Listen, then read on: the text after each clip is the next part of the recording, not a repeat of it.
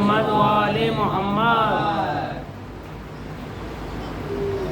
لا حول ولا قوة إلا بالله العلي العظيم.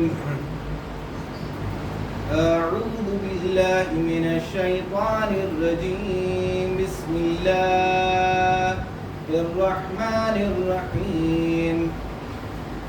الحمد لله الذي لا يبلغ مدحته القائلون ولا يحصي نعماه العادون ولا يؤدي حقه المجتهدون. فترى الخلائق بقدرته ونشر الرياح برحمته.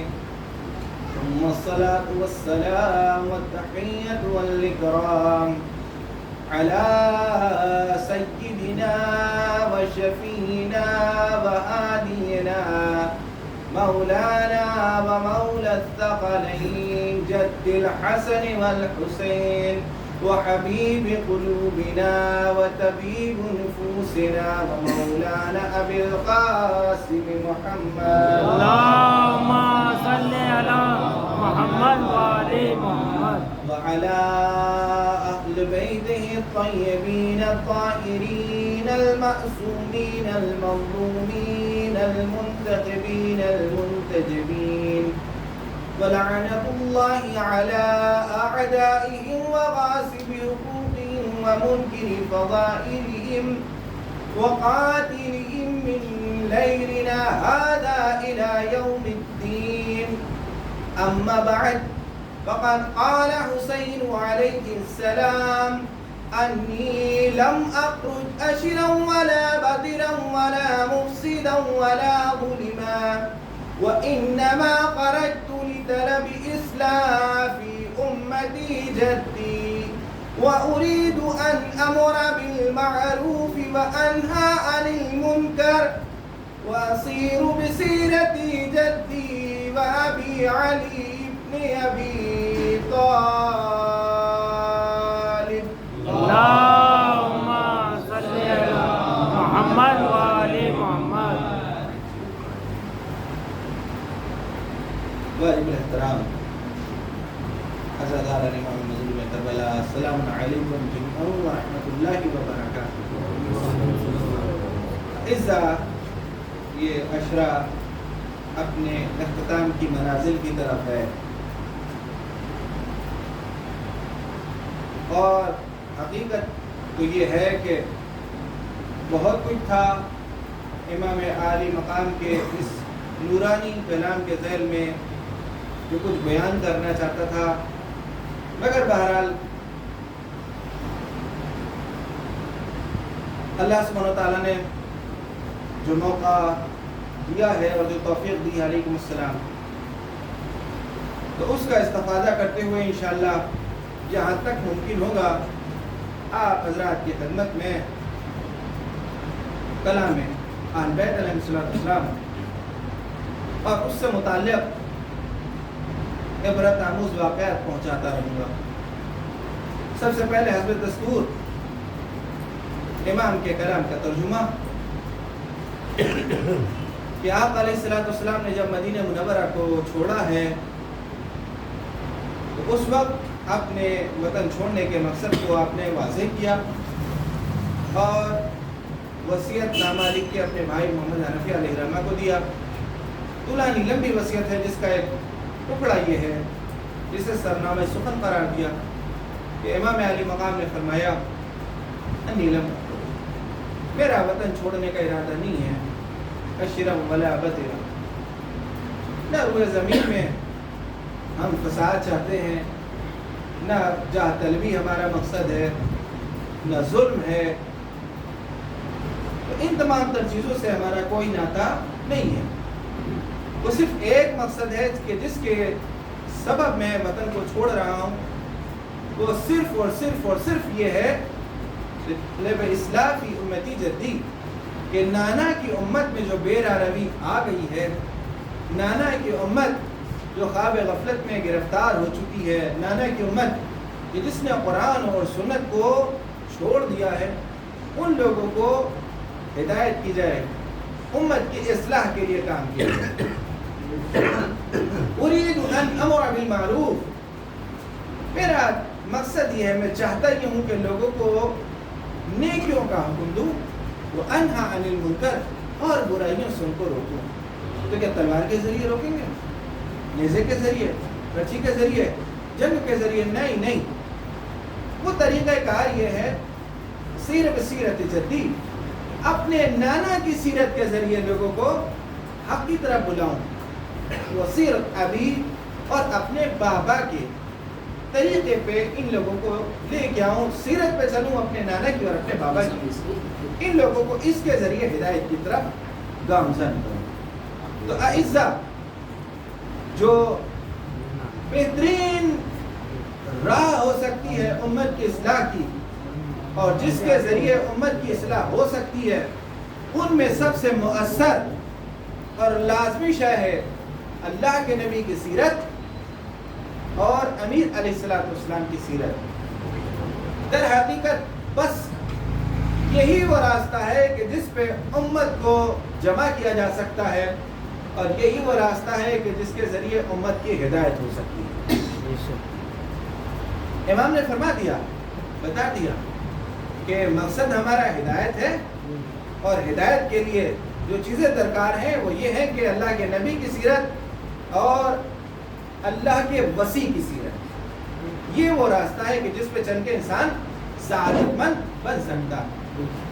اور جب ہم ان دونوں کی سیرت کو بغور دیکھتے ہیں تو ان کی سیرت میں ایک شے جو بہت زیادہ اہم اور مہم اور انسانی زندگی میں جس کا بہت بڑا رول ہے، وہ ہے وقت کی قدر، وہ ہے وقت کی قدر۔ اور جس نے اس مسئلے کو سمجھ لیا، یقین جانے وہ دنیا میں بھی کامیاب ہوا اور آخرت میں بھی کامیابی اس کے لیے ہے۔ آپ یقین جانے کہ اللہ سبحانہ و تعالیٰ کا جو بیان کا انداز ہے سورے میں وہ بڑا سخت ہے۔ اللہ کیا کہہ رہا ہے؟ بسم اللہ الرحمن الرحیم، والعصر، قسم ہے زمانے کی، ان الانسان لفی خسر، حضرت انسان کو، بنی نو انسان ہی کا ذکر کیا، نہ آمنو، نہ کفرو، نہ یہ نہ وہ نہ اہل کتاب، نہ یہ منافق، نہیں، حضرت انسان، ان الانسان، جس کے اوپر بھی انسان کا اطلاق ہوگا اس کے لیے خطاب کیا جا رہا ہے نا، ان الانسان لفی خسر۔ اس سے پہلے ایک مجلس میں آپ کی خدمت میں عرض کر چکا کہ خسر سے مراد کیا ہے۔ امام علی مقام نے فرمایا نجم البلاغہ میں، جیسے کہ آپ نے ارشاد فرمایا، ہر وہ نعمت کے جس کے بعد جہنم ہو وہ نقصان ہے۔ ہر وہ نعمت کہ جس کے بعد جس کی انتہا جہنم پہ رکتی ہو، تمام تر چیزیں انسان دنیا میں جمع کر لے، حلال کے ذریعے، حرام کے ذریعے، اس کے ذریعے، اس کے ذریعے، اور انسان کے میں ترقی ہو تو ان کے جیسی ہو، پتہ ہی نہیں کہ کتنے مکان ہیں، ترقی ہو تو ان کے جیسی ہو، کہ خبر ہی نہیں کہ بینک میں کتنا پیسہ ہے، مگر اس کا نتیجہ کیا ہے؟ لیکن جانیے ذرا کبھی وطن میں جانا ہو تو ان مکانوں کو دیکھیں کہ جو پرانے ہو چکے ہیں، تو چہرے میں ان لوگوں کے چہرے گھومنے لگیں گے کہ جنہوں نے ان کی تعمیر کی تھی۔ کون سی نسل ہے؟ دوسری نسل ہے، تیسری نسل ہے جو کہتی ہے میرا ہے۔ مقام عبرت ہے کہ بنانے والے آج کہاں ہیں، ان کا ٹھکانہ کہاں ہے؟ قبرستان سے گزر ہوا، امیر علیہ السلام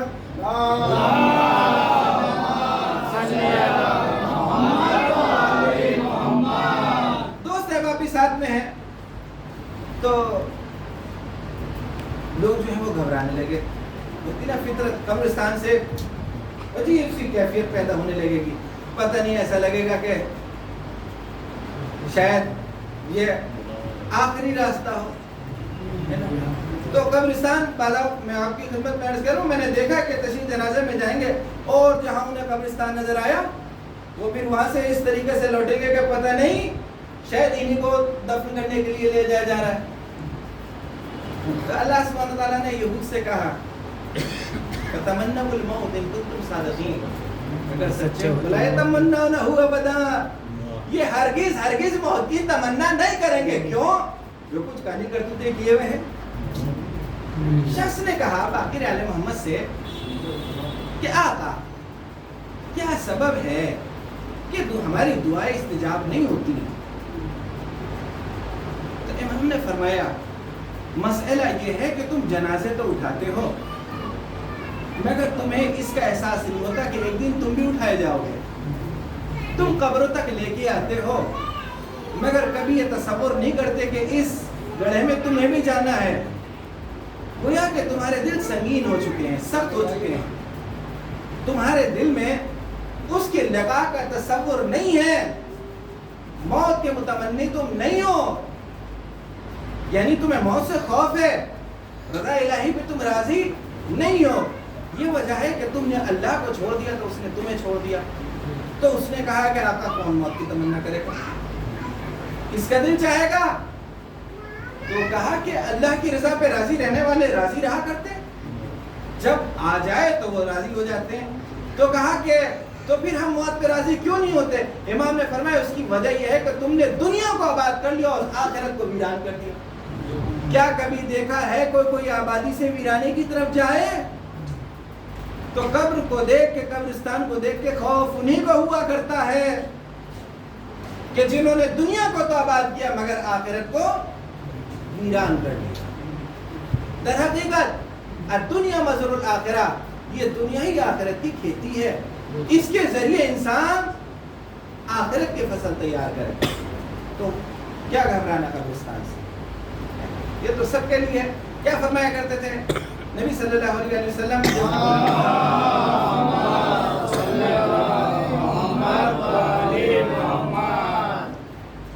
کہتے تھے قبرستان والوں کو سلام ہو تم پہ اے دیار مومنین کے واسیوں، رہنے والوں، تم ہم سے آگے نکل گئے اور ہم تمہارے پیچھے ہیں، یعنی جب وہاں جائے نحن لاحقون، اور ہم تمہارے پیچھے، انتم سابقون، تم آگے نکل جانے والے ہو اور ہم تمہارے پیچھے آنے والے ہیں۔ اس سے کیا خوف کرنا اور اس سے کیا ڈرنا؟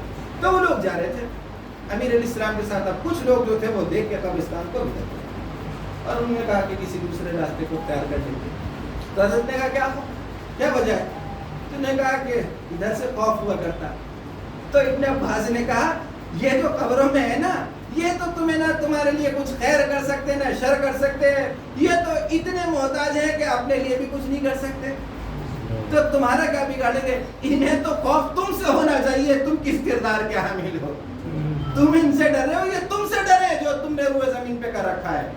اس کے بعد میں پھر نبی علیہ السلام نے فرمایا کہ ہمارے پاس تمہارے لیے کچھ قبریں ہیں۔ اہل قبر کو، قبور کو آپ نے خطاب کر کے کہا مردوں سے کہ ہمارے پاس تمہارے لیے کچھ خبریں ہیں۔ وہ مکان کے جو تم نے بنائے تھے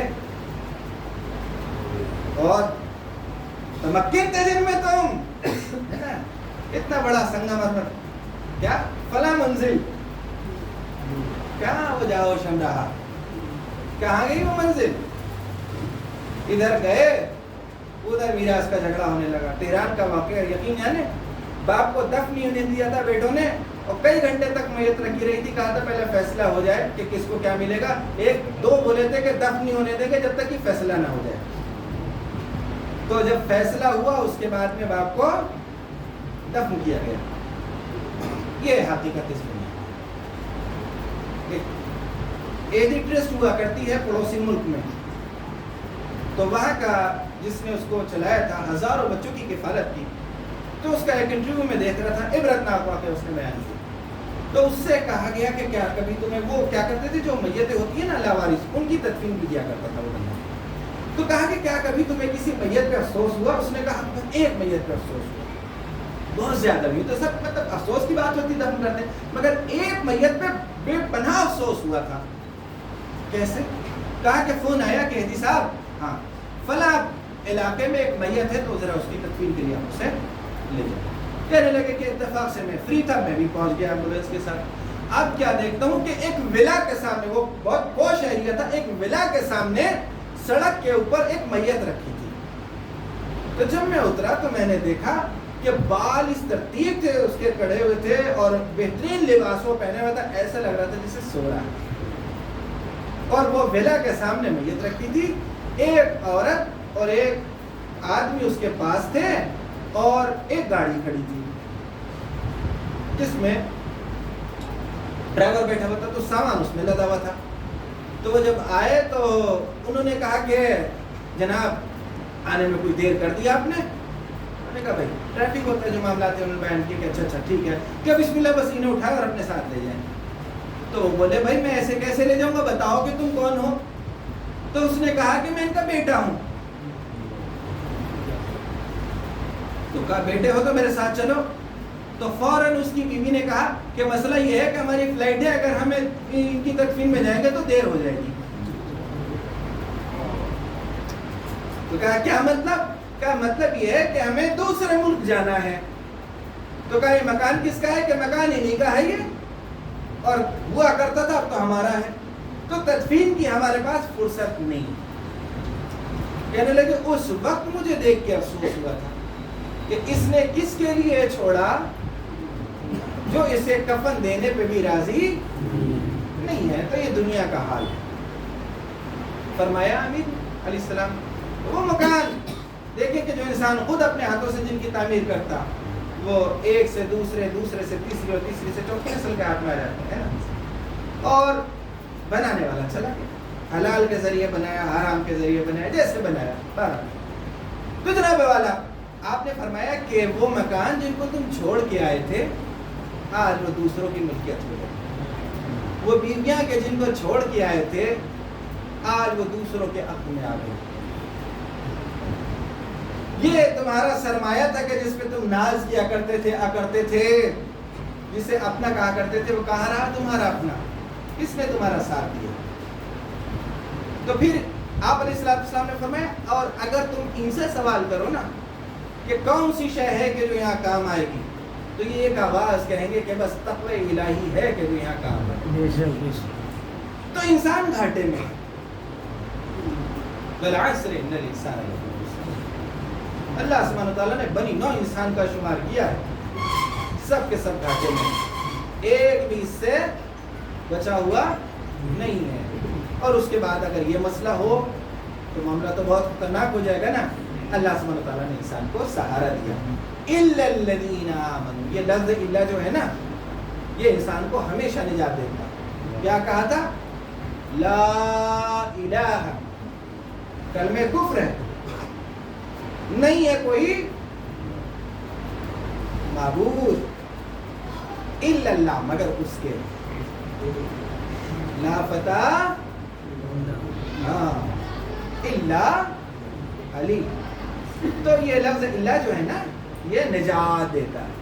تو یہاں پہ بھی الا الذین آمنوا وعملوا الصالحات وتواصوا بالحق وتواصوا بالصبر, مگر وہ افراد کے جو ایمان لائے اور عمل صالح انجام دیے اور حق کی تلقین کرتے رہے. اور جب تلقین حق کی تو ظاہر سی بات ہے کہ اذیتیں بھی ملی, اور اذیتیں ملی تو ان پہ صبر کیا. ایسا انسانی زندگی میں جیسے میں نے آپ کی خدمت میں عرض کیا وقت کی بڑی قیمت ہے, اور محمد علیہ السلام نے ہمیشہ اس کی طرف اہل ایمان کو توجہ دلائی ہے, خود بھی عمل کیا اور لوگوں کو بھی اس کی طرف دعوت دی ہے نا. تو یہ جو اللہ نے کہا والعصر, زمانے کی قسم, ایک بہت بڑا مفکر گزرا ہے, فلسفی ہے, فخر الدین رازی, تقریباً 800 سال پہلے تہران میں ہوا, پھر افغانستان آ گیا. تو اس کی ایک تفسیر ہے, تفسیر کبیر, مفات الغیب اس کو کہا. تو اس میں اس نے اس سورہ کی تفسیر کے متعلق لکھا, ذرا غور کریں. ایک بنیے سے آپ پوچھتے ہیں کہ حال چال کیسے ہیں, تو وہ کہتا ہے کہ گھاٹا ہو گیا, نقصان ہو گیا. خیریت ہے, چوری ہو گئی دکان میں؟ نہیں بھائی چوری نہیں ہوئی. تو پھر کیا ہو گیا کہ آج بکری نہیں ہوئی؟ تو سامان تو تمہارا وہیں کا وہیں ہے, تو پھر گھاٹا کیسے ہو گیا؟ نادان تمہیں پتہ نہیں ہے کہ وقت کی قیمت ہے. سبحان اللہ. سامان وہیں ہے مگر آج سامان نہیں بکا. یہی گھاٹا ہے. بنیا نے بتا دیا کہ گھاٹا کس کو کہا کرتے ہیں. تو فخر رازی کہتے ہیں کہ میں بازار میں ہوں, شام کا وقت ہے, تو لوگ اپنی اپنی دکانیں بند کر کے خوش ہو کے جا رہے ہیں. ایک شخص ہے کہ جو بڑی درد بھری آواز میں کہہ رہا ہے, رحم کرو اس پہ کہ جس کا سرمایہ پانی بن گیا, رحم کرو اس پہ کہ جس کے اوپر وقت نے رحم نہیں کیا. تو جب میں نے آواز سنی تو میں آگے بڑھا, کیا دیکھا؟ ایک برف فروش اپنے برف کو لیے بیٹھا تھا. بھائی جس کی جو دکان ہے وہ تو بند کر کے چلا جائے گا, یہ اگر غریب برف لے کے کہاں جائے گا؟ فریج تو نہیں ہے, تو یہ تو پانی بن جائے گا. تو کہا کہ اس وقت میں مجھے اس بات کا اندازہ ہوا اور میں ٹھٹک گیا کہ جو اللہ نے کہا نا زمانے کی قسم, وقت کی قسم, اس وقت مجھے احساس ہوا کہ واقعی ہم کہاں کھڑے ہیں اور عمر کیسے گزر گئی. کہتا انسان اپنا محاسبہ کرے, یقین جانے اس کو خود پتہ چلے گا کہ میں اس عمر میں آگے کتنی نمازیں قضا ہیں, کتنے روزے قضا ہیں, کتنے واجبات چھوٹ گئے, کون کون سے معاملات ہیں, میرے پر قرض کتنا ہے, یہ ہے وہ ہے وہ ہے. تو یقین جانیے ایسا لگتا کہ جیسے اس نے زندگی میں کچھ انجام ہی نہیں دیا. اس وقت اس کو احساس ہوا کرتا کہ میں کہاں پہ ہوں. اللہ نے کہا نا والعصر, اور یہی وجہ تھی جناب امیر علیہ السلام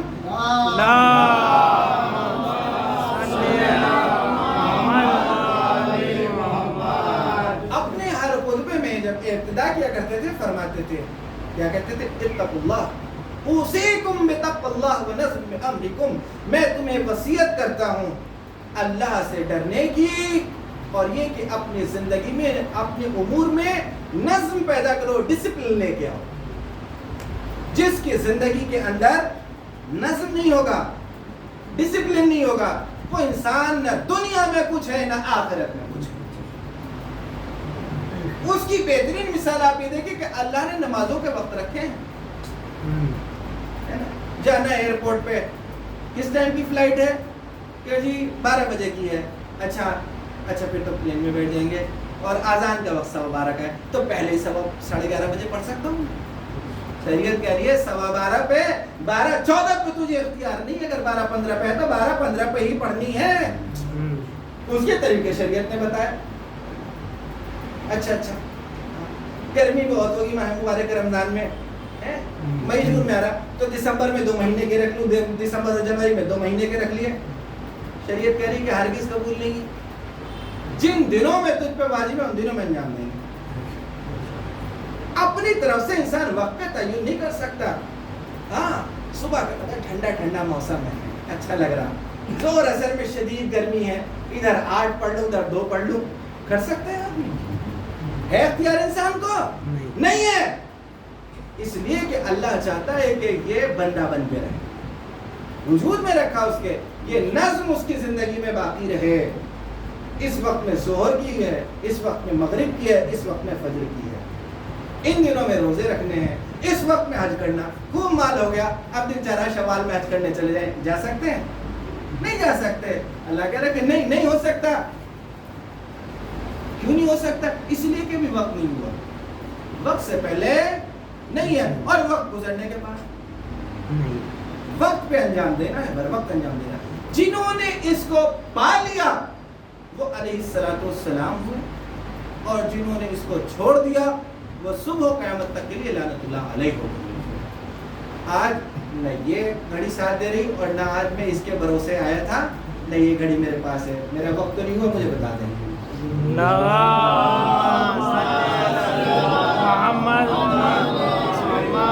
اب یہ سمجھ لیے گفتگو کا مقدمہ تھا. اجازت دیں تو میں 2 واقعات آپ کی خدمت میں عرض کروں.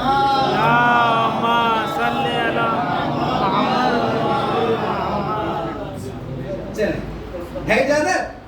تو اب سنیں, یہ تھا مقدمہ وقت کے اوپر. کربلا کو آپ نے وہ دیکھے نا 3D, وہ تصویر کیا ہوا کرتی ہے, اس رخ سے دیکھیں گے تو کچھ سامنے دیکھا، کچھ ادھر دیکھا، کچھ کربلا جو ہے نا وہ 1000 زاویے رکھتی ہے. حضرت انسان اپنی زندگی میں جس پہلو کو، جس جو ہے وہ مثبت پہلو کو دیکھنا چاہے وہ اسے کربلا میں نظر آ جائے. صرف رونے رلانے کی داستان نہیں ہے. یقین جانیں اگر اسے ایک معرفت کی نظر سے دیکھیں، عرفانی نظر سے دیکھیں، فلسفی نظر سے دیکھیں، آپ یہ دیکھیں کہ کربلا میں لوگ چلے جا رہے ہیں. سب تو مسلمان نہیں آ رہے، عیسائی بھی جا رہے ہیں، یہودی بھی جا رہے ہیں، اور آپ یہ دیکھ رہے ہیں شنکر بھی پہنچے، یہ بھی پہنچے. کیوں پہنچے؟ اس لیے کہ جس شے کو جس سے محبت ہوا کرتی ہے وہ کمال کی صورت میں کربلا میں اسے پاتا ہے. جس کو شجاعت پسند ہے وہ کربلا جائے گا، کہ شجاعت کی انتہا کا نام کربلا ہے. جسے مظلومیت سے محبت ہے تو وہ اوج مظلومیت کو کربلا میں پائے گا. جسے معرفت چاہیے وہ کربلا جائے گا. جسے فرائض کے اوپر انجام دینے کو، جسے جو فرائض کو انجام دینے کو دیکھنا چاہتے ہیں وہ کربلا کو دیکھے. تو ہر اعتبار سے کربلا مکمل ضابطۂ حیات ہے. تو کربلا کے واقعے میں آپ کو وقت کی قدر بہت زیادہ نظر آئے گی. 2 واقعے آپ کی خدمت میں عرض کروں. امام چلیں مختلف منزلوں پہ حضرت رکتے ہیں، اپنے خطبات بھی حضرت نے ارشاد فرمایا. ایک کاروان ہے کوفے کا جو حج کر کے آ رہا ہے، اور وہ بھی ساتھ ساتھ. اچھا اس کو پتا چلا کہ یہ جو کاروان ہے یہ فرزند نبی کا ہے، تو وہ ٹھٹک گیا. وہ چاہتا ہے کہ حضرت کا ساتھ نہ ہو،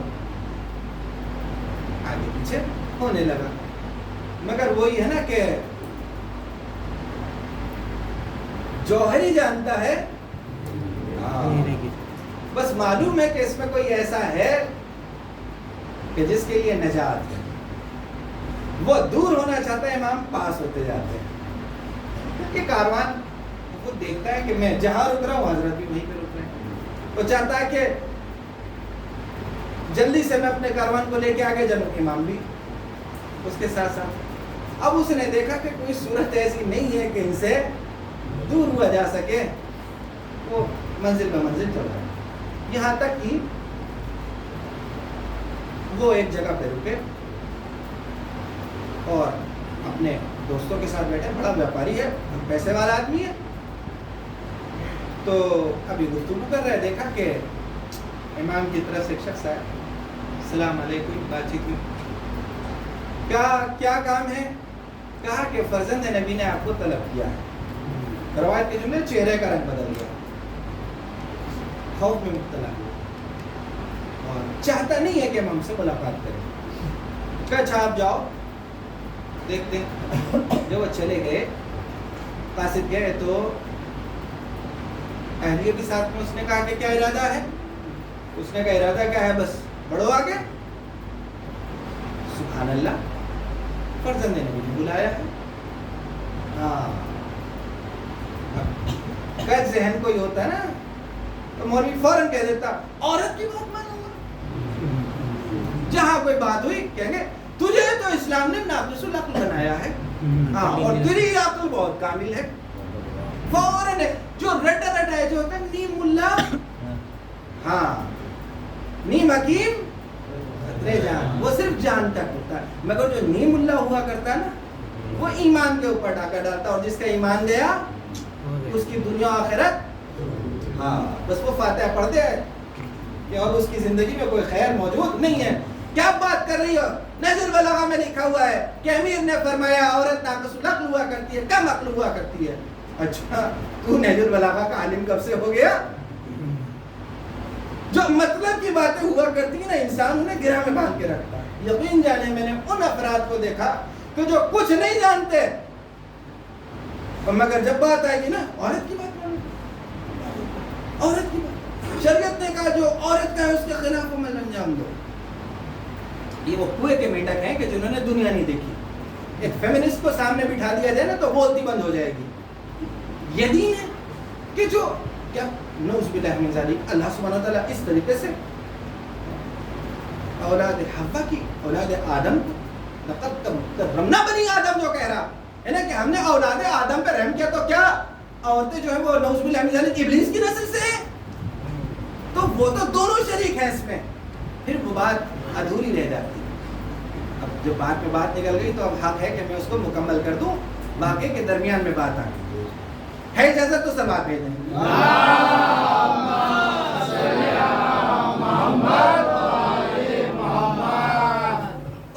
ایک پوری فہرست تیار کر رکھی ہے عورتوں کی مذمت میں، گئے مولانا صاحب اور بتاؤ کیا کیا جائے، اور ادھر کچھ بیوی نے کہہ دیا دنیا بھر کی ساری سنا دی، تجھے تو مشورہ دینے کا حق حاصل نہیں ہے۔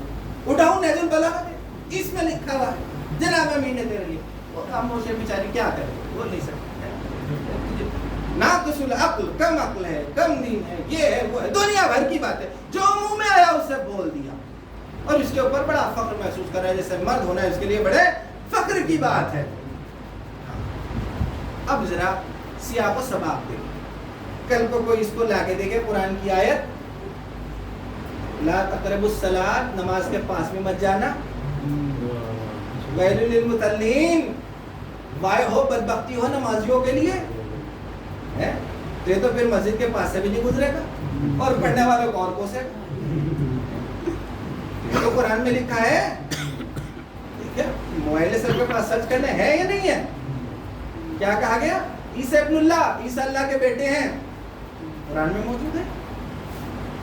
کل کو کوئی عیسائی سے پکڑ کے کہنے لگے کہ تم سچے ہم سچے، تو کیا جواب دے گا، کہے گا عیسیٰ ابن اللہ، عیسیٰ اللہ کے بیٹے، لکھا ہوا۔ اچھا بے نمازی پوچھنے لگے بھائی مسجد سے کیا کر کے آ رہے ہو، کہ نماز پڑھ کے توبہ توبہ، خوف خدا نہیں ہوتا، لا تقربوا الصلاۃ، اللہ کہہ رہے نماز کے پاس بھی مت جانا۔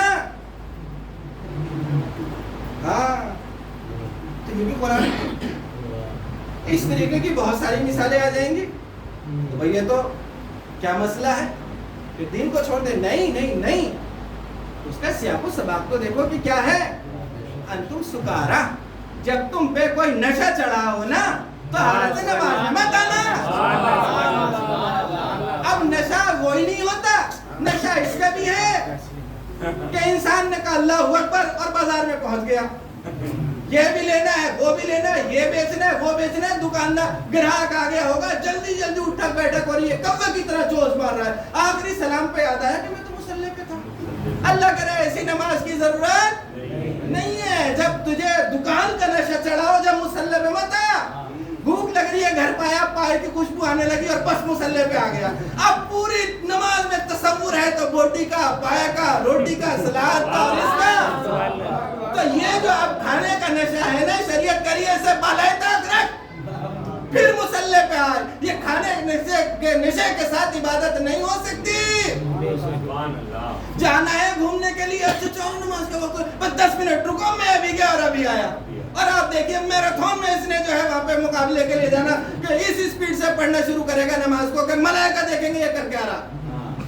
مجھ سے والا آدمی تو لکھ نہیں سکتا کہ کیا لکھے گا۔ میں آپ کی خدمت میں عرض کروں، بعض اوقات میں چکر میں مبتلا، میری سمجھ میں نہیں آتا، میں مطلب ہم صبح سورہ حمد پڑھ رہے ہیں تو ہمیں تھوڑا تھوڑا خوف ہوا کرتا کہ تلفظ صحیح نہ ہو، ادھر ہماری جو ہے سورہ حمد نہیں ہوا کرتی، بھائی کی دوسری رکعت شروع ہو جاتی، تو کبھی کبھی ہوا کرتا کہ مجھے اس سے سورہ حمد سیکھ لینی چاہیے، اس سے پوچھوں کہ تو نے کس سے سیکھی تھی، مجھے بھی اس مفتی کا ملا کا نام بتا دے تاکہ میری بھی سورہ حمد صحیح ہو جائے۔ یقین نہیں آپ کو، تو اس نشے کے لیے شریعت نے کہا بھلا اتاق رکھ اسے، جب میرے حضور آ تو بندہ بن گیا، مجھے بندگی چاہیے، یہ ڈرامہ نہیں چلے گا، ورنہ عبادت کرنے کے لیے تو بہت سارے ہیں کہ کیلکولیٹر میں ڈیجٹ کم پڑ جائیں گے، وہ اتنے زیادہ ہیں۔ اچھا ہاں چلو یہ معاملہ تو کلیئر ہوا، مگر عیسائی کو کیسے جواب دوں؟ ہاں اللہ نے کیا کہا،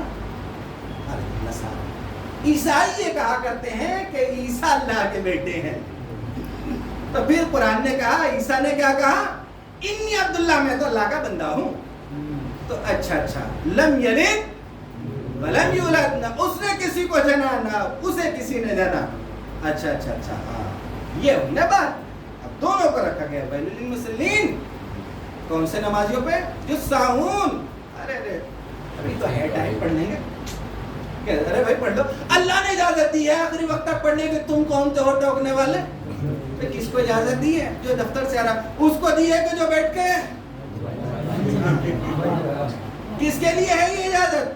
اس کے لیے کہ جو مزدوری پہ ہے، اس کے لیے جو حالت سفر میں ہے، اس کے لیے کہ جو اپنی زندگی میں مشغول ہے، وہ ایسی جگہ ہے کہ نماز ادا نہیں کر سکتا، اللہ نے ان کے لیے راستہ بنایا، آؤ تم اپنے گھر پہ پڑھ لو، ابھی سورج نہیں ڈوبا، مگر کیا اس کے لیے ہے کہ ہاں کھانا پہنچا دو، ہے نا؟ ادھر وہ کہہ رہا حی علی الصلاۃ، ٹھیک ہے نا؟ تو بس اب ٹی وی بند کر دیا اتنی دیر کے لیے کہ وہ اذان ہو جائے۔ نہیں اذان کیوں کٹی؟ ابا نے نہیں چلایا کبھی، بزرگوں نے نہیں چلایا، میں کیسے چلا لوں گا؟ وہ ان کی اطاعت ہو رہی ہے، اللہ کی اطاعت تھوڑی نہ ہو رہی ہے۔ اللہ کی تو جب ہوتی جب وہ کہہ رہا تھا حی علی الصلاۃ، حی علی الفلاح، تو پھر دوڑتا۔ فلاح تو اس میں تھی، موبائل میں نہیں تھی۔ سبحان اللہ۔ بے شک آخری وقت میں اس نے دیکھا کہ ہاں بالکل اب تو بس چھت پہ جا کے دیکھا کہ ابھی سرخی تھوڑی سی باقی ہے، وہ جلدی سے دوڑ کے جیسے تیسے وضو کیے اور آگے کھڑا ہو گیا، اور اتنے ابھی تو عصر کی آخری ہوئی تھی، ادھر اللہ اکبر، اس نے کہا چلو بھائی ایک وضو سے 2 نمازیں پڑھو، اور بہت خوش ہے۔ تو کیا ایسے کو شاباشی ملے گی؟ اس کے قصیدے پڑھے جائیں گے، اس کی تعریف کی جائے گی؟ وہ ایسی لوگ لانتی ہوا کرتے ہیں جن کا ذکر قرآن نے کیا، وہ جو نمازوں کو سبق شمار کیا کرتے ہیں کہ زندگی کے سارے کام کریں گے الا نماز کے۔ کیا اب رزلٹ آنے والا ہے، وہ اب مسلح گھسنے شروع ہوں گے، یہ بھی وہ بھی، مولانا کوئی وظیفہ بتا دو، پاس ہونے کی کوئی دعا بتا دو، اچھا بڑے بڑے وظیفے چل رہے ہیں، نشان ڈال لیے اپنی پیشانی کے اوپر کہ کسی طریقے سے کام بن جائے، اور یہ دعا وہ دعا، مولانا انٹرنس کا موقع ہے، بتا دو کوئی دوسرا، جیب میں رکھنے کی الگ، بازو پہ باندھنے کی دیا، گلے میں الگ، ایسا پورا وہ پذاب دیکھیے کہ سوجنا بنا گھوم رہا ہے، یہ سب چیزیں کر رکھی ہیں، اور ادھر ہو گیا۔ اور اس کے بعد میں عبد الملک بن مروان جو خلیفہ بنا ہے، تو اس کو کہا جاتا تھا حمامۃ الحرم، حرم کا کبوتر، بس یا مصلی پہ ہے، یا تلاوت ہے، روزہ ہے، نماز ہے، بس یہی ہے۔ تو جب بیٹھا ہوا تھا حرم میں مسجد میں، تو آ کے خبر پہنچی کہ مبارک ہو خلیفہ بن گئے، کہ سچ میں؟ کہ اچھا، تو بس مصلی کو لپیٹا، قرآن کو بند کیا، اور یہ کہا کہ بس تمہارا اور ہمارا ساتھ یہیں تک کا تھا، اب قیامت میں ملاقات ہو گئی۔ تو ایسوں کے اوپر قرآن درود پڑھے گا، ایسے لعنت کے مستحق، تو بات ادھوری نہ ہو، ہے نا؟ یہ مسئلہ ناقص لکم کہا جناب امیر نے عورت کی بات کے لیے، یہ تو صحیح مشورہ بھی دے تو اس کا بالکل اپوزٹ کرو، غلط کرو۔ بدبخت اگر شریعت میں ایسا ہوتا تو سید سجاد نے کبھی جناب زینب کبریٰ سلام اللہ علیہ سے مشورہ نہ محمد وعلی محمد۔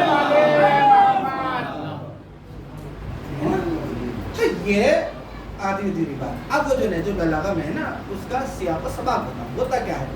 اہل بصرہ نے جنگ کی شروعات کی تھی، جناب امیر سمجھا رہے تھے کیوں لڑ رہے ہو، کیوں رکن اندازی کر رہے ہو، وہ تو تلے ہوئے تھے کہ نہیں ہمیں تو جنگ کرنی ہے۔ حضرت نے ایک بندے کو قرآن لے کے بھیجا، اس نے کہا ہم اس کے ذریعے فیصلہ چاہتے ہیں، تیروں سے اس کو پیوست کر دیا گیا۔ اب یہ بتائیں 10,000 ہاتھ کٹے ہیں صرف مہار تھامنے پہ اٹھنے، 20,000 سے زیادہ لوگ قتل ہوئے ہیں، تو کیا جناب امیر قتل کر رہے تھے؟ خود بخود وہ جب لڑنے کے لیے آئیں گے تو جنگ میں کسی کو حلوہ نہیں بٹتا، جنگ پھر جنگ ہوا کرتی ہے، جو قتل کرنے کے لیے آئے گا وہ قتل ہوا کرتا ہے۔ اب یہ خود جو ہے حرج مرج پیدا کر رہے ہیں، قتال کے لیے ہیں۔ اب جب ان کے لوگ مارے گئے اور امیر علیہ السلام شہر سے گزرے تو عورتوں نے گالیاں دینی شروع، جناب امیر کو خطاب کر کے وہ ناساز بکنے لگی، لوگوں نے چاہا کہ اگلے پچھلے سارے بدلے۔ امیر علیہ السلام نے چھوڑ دو انہیں، کم عقل ہو، سب کے لیے نہیں کہا تھا، ان کے لیے بصرے والیوں کے لیے کہا تھا۔ اب اسی کا اطلاق وہی جو میں نے قرآن کی آیات آپ کے لیے پیش کی، اسی کو لوگ سب کے اوپر چپکاتے پھرے، ہر نمازی کے اوپر، تو اس سے کم عقل کون ہوگا؟ میں سے آج کا ابو جہل سمجھوں گا کہ جو قرآن کی ان آیاتوں کو غلط طریقے سے لے کے چلے۔ تو یہی بات تھی، ان کے لیے کہا تھا کہ قتل یہ لڑنے کے لیے آئے تھے یا ہم لڑنے کے لیے آئے تھے؟ جب خود لڑنے کے لیے آئے تھے اور قتل ہو گئے تو ان کی عورتیں ہمیں گالیاں دے رہی ہیں، اور تو امام نے فرمایا چھوڑو ان سے کیا بحث کرو، یہ کم عقل عورتیں ہیں، ان کو کہا تھا نا کہ سب کو کہا تھا۔ اب کوئی اٹھا کے اسی کو سر کے اوپر چپکانے لگے تو یہ اس کی عقل کا قصور ہے، اسلام کا قصور نہیں ہے، یہ سمجھنے والی بات ہے۔ اور اس میں اور مرد میں کتنا فرق ہے ذرا سن لیں۔ وہ کہتے ہیں ان کا ایمان ناقص ہوا کرتا، وہ نمازیں ان کی ہم سے کم ہوا کرتی۔ اچھا تیری ساری قبول ہو گئی اللہ کی بارگاہ میں؟ مجھے پتا ہے نہیں، پتا تو ہمیں نہیں ہے، تو پھر کیسے دعویٰ کر دیا؟ ہاں آپ سن لو، اگر یہی بات ہے نا، بچی کس عمر میں بالغ ہوئی؟ 9 سال۔ بچہ کس عمر میں بالغ ہوا؟ ہے نا؟ اب یہ جو 15 سال کی عمر ہے نا اس کی، چاند کے بعد سے 14 سال کی، تو یہ کیا ہے؟ یعنی نماز کس وقت میں انسان کے اوپر واجب ہوا کرتی ہے؟ جب وہ شعور کو پہنچ جاتا ہے۔ کس چیز کو؟ شعور کو۔ یہ تیرے سے 5 سال پہلے شعور کی منزل میں آ گئی، تجھے اللہ نے اسلام نہیں سمجھا کہ تجھے اپنی بارگاہ میں بلائے۔ اسے کم عقل کہے گا، تو اسے ناقص العقل کہے گا۔ ارے جس عمر میں تو اللہ کے نزدیک کچھ اہمیت نہیں رکھتا، اس وقت میں اللہ اس سے عبادت کو کروانا پسند کرتا ہے۔ یہ کسی نے کہا نا اس میں لہمی ذالی کہ اسلام میں عورت کا مقام کم ہے، مرد کا مقام، یہ فکر ہے جو ابو جہلی ہے، اس کا اسلام سے کوئی تعلق نہیں ہے۔ اس لیے کہا تھا نیم حکیم، ہاں وہ غلط پڑیاں دے دے گا اور انسان گزر جائے گا، ہو سکے اس کا مرنا جنت میں اس کے لیے جانے کا سبب بن جائے، مگر اگر غلط ملا کے ہاتھ چڑھ گیا تو نہ یہاں کا رہا نہ وہاں کا رہا۔ لہذا اس کا انسان خیال رکھے گا، دونوں خلق خدا ہیں، دونوں اللہ کی مخلوق ہیں۔ اس کا مقام ہے، اس کا مقام صرف اور صرف تقوی ہے جو انسان کو آگے نکالے۔ اللہ اکبر۔ کہ جناب مریم کا کوئی کفو نہیں تھا، انبیاء تھے مگر مریم کے مقابلے کے نہیں تھے، اس لیے شادی نہیں ہو سکی۔ جناب بات کہاں کی تھی کہاں نکل آئی، بات کو میں مکمل کر دوں جناب والا کہ وہ بیوی نے مشورہ دیا، وقت بتا دیں سلوات دیں محمد اللہم صلی علی محمد محمد۔ ویسے آج میں ممبر پہ بھی دیر سے ہی آیا ہوں، ہے نا، آپ بتا کہ میں بات مکمل کر دوں۔ چلیں تو خدمت میں عرض کروں آپ کی 9:40 پہ تھا تقریباً، 9:45 پہ، ہاں تو پھر تو میرا ٹائم ہے ابھی، تو سنیں اب بات مکمل ہوتی ہے۔ تو ہوتا یہ ہے کہ یہ بیوی نے کہا کہ جاتے کیوں نہیں ہو؟ اس نے کہا کہ میں جانا نہیں چاہتا۔ سبحان اللہ، فرزند نبی بلائیں اور تم نہ جاؤ کہ اچھا صحیح ہے۔ وہ چہرہ اترا ہوا ہے، جب اپنے گھر میں کوئی نہیں چاہتا ہے تو بعض اوقات انسان کو مان لینا چاہیے، عقل میں نہیں آنا چاہیے۔ نہ جانی اللہ کو یہ بات پسند آ جائے، نہ جاتے اس کی بات پہ عمل کرتے ہو کہ دیکھ خاموش، تیرے مشورہ مانوں گا میں، نہیں مان لیا اور چلے گئے۔ اب جو چہرہ نا اترا ہوا تھا، جو لوٹ گیا ہے تو حشاش بشاش ہے، کھلا ہوا ہے چاند کی طرح۔ گئے تھے تو چہرہ اترا ہوا تھا اور آئے تو چہرے کے پر آنا ہی ہے۔ مسئلہ کیا ہے؟ مسئلہ یہ ہے کہ آپ جنت کی بشارت پا کے اب میں بہت دنوں تک الجھا رہا اور مجھے فقرات نہ مل سکے کہ کیا کہا تھا امام نے۔ ابن طاؤس علیہ الرحمہ کی روایت کو جب دیکھا لوف میں تو جب پتہ چلا، امام نے فرمایا، ابھی امام علیہ السلام نے فرمایا کہ آگے زہیر، ہاں جناب زہیر کا پہلے مسئلہ دوسرا ہوا کرتا تھا، امام کے مسلک میں نہیں تھے۔ زہیر، ہاں وقت، میں نے کہا تھا نا کہ وقت کا انسان اپنے ہمیشہ تصور میں رہے کہ وقت انسان ضائع نہ کرے، کہ وہ وقت آ گیا، کون سا وقت آ گیا؟ جنگ بلنجر میں جب تم تھے اور مال غنیمت بہت ساری ملی تھی تو خوش ہو کہ تم نے کہا تھا کہ آج تو بہت کچھ ہاتھ آ گیا، تو سلمان نے کہا تھا کہ آج جیت کے خوش ہو رہے ہو کر گردن گڑھا کے خوش ہو گئے۔ تو کہنے لگے یہ واقعہ آپ کو کس نے بتایا؟ آپ تو مانیے تھے۔ کہا اسی واقعے کی طرف اشارہ تھا کہ جو سلمان نے کہا تھا وہی واقعہ ہے۔ کہا ہاں، تو یہ بتائیے آقا کرنا کیا ہے؟ بس قتل پہ آمادہ ہو جاؤ، تو بتا ہی چکے تھے پہلے کہ قتل ہو جاؤ گے۔ اللہ اکبر۔ آنے کے بعد साथियों से कहा ये माल तेरे लिए, ये तेरे लिए। औलाद को, बीवी से कहा कि भाई तू भी आजाद है। उसने कहा अच्छा, जब जहन्नम के दाने पे खड़े थे तो साथ साथ थी, और अब जन्नत की तरफ हो तो तन्हा, ऐसा तो हो नहीं सकता। अल्लाह क्या, मैं तो इसलिए चाहता था कि तेरे लिए कोई सख्ती के सबब न बने, क्योंकि जब तक मेरे घर में थी तो ऐश थी और आराम से थी। उसने कहा नहीं नहीं, साथ में रहो। अल्लाह अकबर। वक्त की कदर की तो ये मकाम। इससे आखिरी मंजिल हिज़्बुल हिजाज, जहाँ पे इमाम करबला में वारिद होना चाहते, कूफे से बाहर। फिर इमाम ने खेमा लगा हुआ देखा। बस जल्दी जल्दी में बात को मुख्तसर।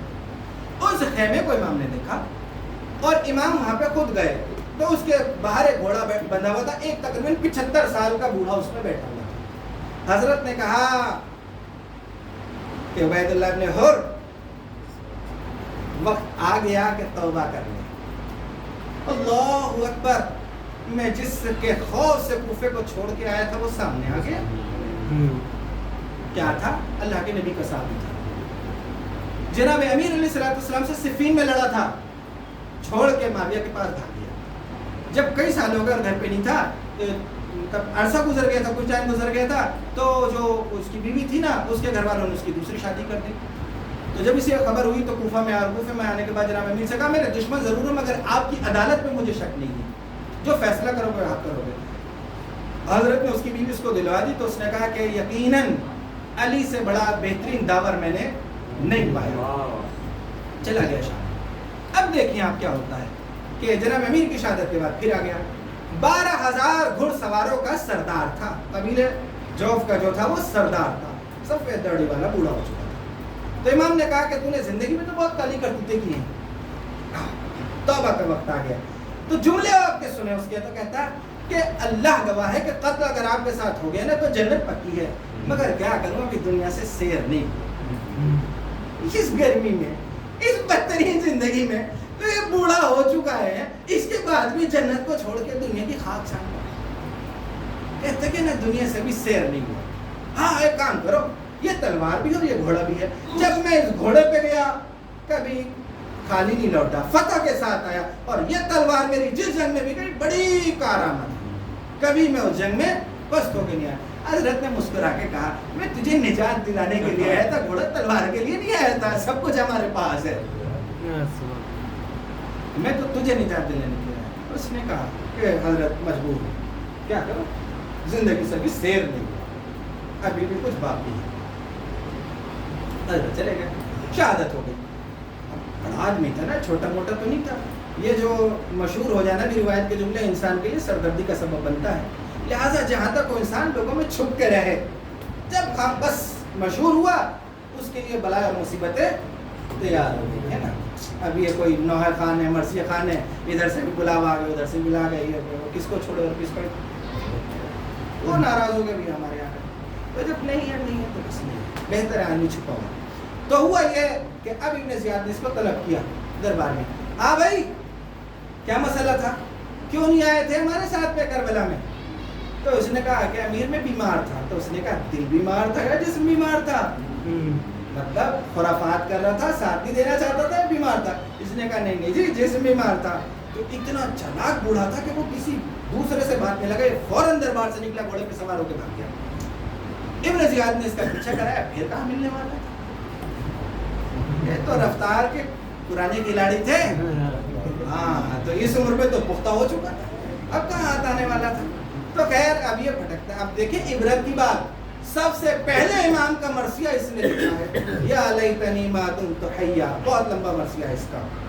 और सबसे पहला ज़ाहिर भी है, आप कहेंगे कि ये तो हम तो आप सुनेंगे चलूम पे के जनाब जाबिर थे, और ये कह रहा है कि उबैदुल्लाह अच्छों में जनाब जाबिर थे, बुरों की फहरिस्त में सबसे पहले ये है। आया कब्र मुबारक पर रोया और मरसिया पढ़ के कहा कि जो धोखा करता है उसके साथ धोखा होता है, एक काश मैंने हुसैन का साथ दिया। मगर वक्त का अंदाजा, वक्त की कदर नहीं की। तो अब देखिए कि इसने दुनिया ने से क्या क्या दिखाया, चला जाता शहीद हो जाता, अलैहिस्सलाम बन जाता, सुबह शाम लोगों के दुरूद, अल्लाह के दुरूद इसके ऊपर हुआ करते हैं, और जन्नत आलम की नेमतें इसके लिए होती है। मगर जिसका नसीब खराब हो, लड़ा किससे था? जनाब अमीर से। इतनी जल्दी निजात नहीं मिलने वाली थी। तो जनाब वाला होता ही है कि اب یہ بھاگا ہوا تھا صحرا میں، اس نے کئی سال جو ہے وہ 2-3 سال گزار دیے، یہاں تک کہ یزید لعنت اللہ علیہ وسلم جہنم ہوا، جناب مختار آ گئے، اب یہ آ کے ان سے مل گیا، کہنے لگا میں نے بہت بڑی خطا کی تھی، حسین کا ساتھ نہیں دیا تھا اور میں تو اب ان کے قاتلوں سے بدلا۔ اپنے لشکر کو لے کے گیا موصل کی طرف، وہاں پہ جناب ابراہیم مالی کے اشتر سے کچھ 500 درہم پہ کوئی جھگڑا ہو گیا، بس یہ تو پھر بھی تک گیا، وہ نفس کی خباثت تو انسان جا کے مصعب سے مل گیا اور کہنے لگا کہ مائی باپ ہم تو پرانے دور سے تمہارے ساتھ تھے، وقت خراب تھا کہ جو مجھے مختار کے ساتھ لڑنا۔ تو اس نے کہا بھائی تو کیا کرے گا؟ اس نے کہا جب بس کچھ نہیں چاہیے، جب شہر فتح کر لو نا تو مجھے کوفے کا میئر بنا دینا، بادشاہ بنا دینا۔ اس نے کہا ٹھیک۔ اب یہ بدبخت کارواں لے کر، چونکہ خود کوفہ کا رہنے والا تھا، سارے راستے جانتا تھا، مصعب نے بھی ساتھ لے لیا اپنے، اور یہ اپنے ساتھ لے کے آیا۔ اس نے 10,000 قاریان قرآن کو قتل کرا، 10,000 لوگوں کا قتل اپنی گردن پہ لے کے جناب مختار کے قتل میں شریک۔ کتنا بڑا گناہ عظیم اس نے کمایا۔ مصعب بھی سمجھ گیا تھا کہ بھائی یہ آدمی وہ ہے کہ جس کے اوپر بھروسہ نہیں رکھا جا سکتا، تو اس نے اسے میئر بنانے کی جگہ جیل میں ڈال دیا۔ اب یہ کسی طریقے سے وہاں سے چھوٹ کے شام بھاگ گیا اور عبد الملک کے ہاتھ جوڑ کے بولا کہ مائی باپ ہم تو تمہارے پرانے رضا خار ہیں اور ہم سے بہتر تمہاری اطاعت کرنے والا کون ہوگا، بس تم لشکر تیار کرو اور کوفہ پہ حملہ کر دو۔ اس نے کہا تیرے کہنے میں نہیں آنے کا، تیرے 1000 چہرے ہم نے دیکھ لیے۔